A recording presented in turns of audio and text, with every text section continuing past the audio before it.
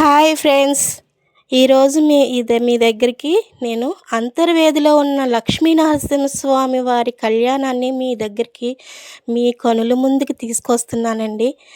కళ్యాణానికి ముందు ఒక కార్యక్రమం జరుగుతుంది అక్కడ. ఆ కార్యక్రమాన్ని కూడా మీకు చూపిస్తున్నాను.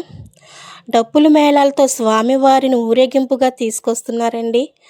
ఇలాంటి మంచి ఒక కళ్యాణం, ఒక స్వామివారిది మనం ఎంతో అదృష్టం చేసుకున్నామని అనుకుంటున్నాను నేను.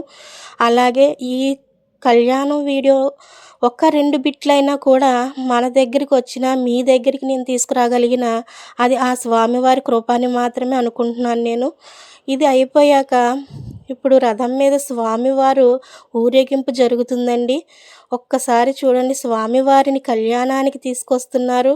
చుట్టూ కూడా వాటర్ ఉంది.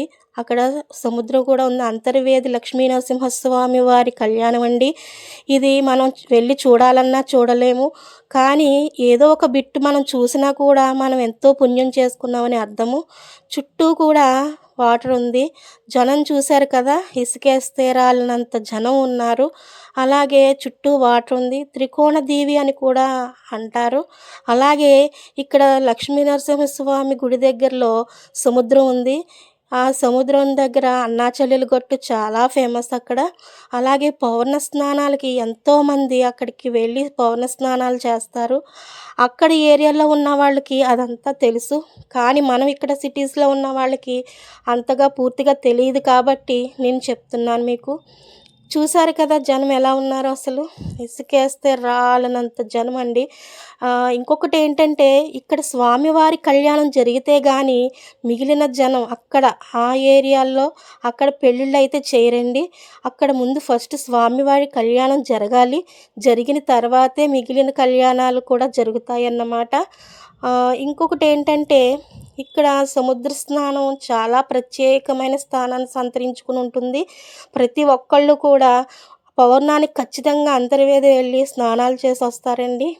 అక్కడ అంత ఫేమస్ అన్నమాట అంతర్వేది లక్ష్మీ నరసింహస్వామి. ఇది రాజోలు, అలాగే సెకినేటిపల్లి ఆ చుట్టుపక్కల ఊళ్ళకి దగ్గరగా ఉంటుందండి ఈ అంతర్వేది అన్న ఊరు. ఇక్కడైతే మాత్రం మేము చాలాసార్లు వెళ్ళాము ఈ టెంపుల్కి.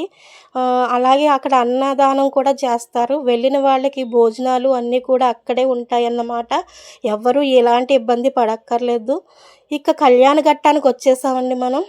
చూడండి, మన కనులు ఎంతో పుణ్యం చేసుకున్నాయి అనుకుంటాను నేను. ఈ కళ్యాణం అన్నది మనం చూడగలుగుతున్నామంటే ఆ స్వామివారి కృప మన మీద ఉందని అర్థం అని నేను అనుకుంటాను. ఈ వీడియోని మీ దగ్గరికి తీసుకురాగలుగుతున్నానంటే కూడా నేను ఎంతో పుణ్యం చేసుకున్నాను. ఆ స్వామివారి కృప నా మీద ఉంది కాబట్టే నేను ఇది చూడగలుగుతున్నాను, మీకు చూపించగలుగుతున్నాను అని మాత్రం నేను అనుకుంటున్నాను.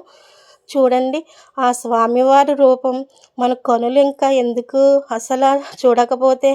అందుకేనేమో ఆ భగవంతుడు నాకు ఈ ఒక్క అవకాశాన్ని మీ అందరి ముందుకు తీసుకొచ్చే ఆ అవకాశాన్ని నాకు ఇచ్చాడని నేను అనుకుంటున్నాను ఆ లక్ష్మీ నరసింహస్వామి. చూడండి, సూస్త్రాలు చూపిస్తున్నారు. కళ్యాణ ఘట్టం జరుగుతూ ఉంది. అక్కడ ఎంత నిండుగా ఉన్నారండి స్వామివారు. అసలు మన కనులు సరిపోతాయండి అసలు ఆ స్వామివారిని అలా చూడడానికి. అంత నిండుగా కొలువై ఉన్నారు కదా స్వామివారు. మనం కూడా ఎప్పుడో ఏదో జన్మలో ఏమైనా పాపాలు చేసుకుని ఉంటే ఈ స్వామివారి ఘట్టం చూడగానే అవన్నీ పటాపంచలై మాయమైపోతాయని నేను అనుకుంటున్నానండి. ఆ పాపాలు అవన్నీ పోయి మన జీవితాల్లో భగవంతుడు ఆ లక్ష్మీ నరసింహస్వామి మంచి అవకాశాలు ఇవ్వాలని కోరుకుంటూ సెలవు తీసుకుంటున్నాను.